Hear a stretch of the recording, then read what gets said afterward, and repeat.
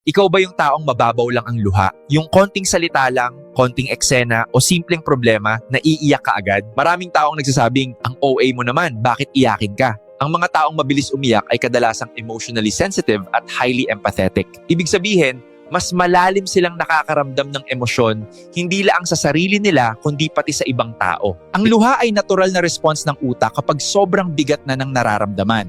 It could be sadness, joy, fatigue, or compassion. Bakit nga ba sila ganon? Base sa pag-aaral, mas active ang emotional processing part ng brain ng mga ganitong tao.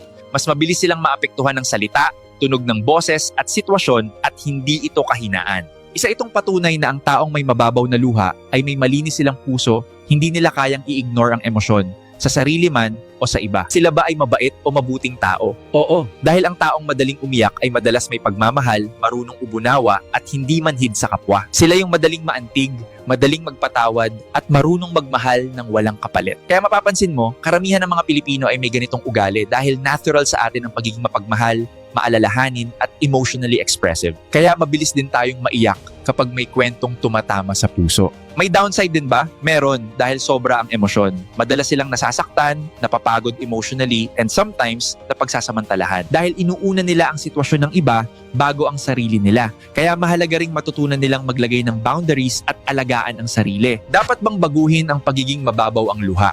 Sa tingin ko, hindi. Ang kailangang baguhin ay ang paraan ng pag-handle ng emosyon. Dahil ang luha ay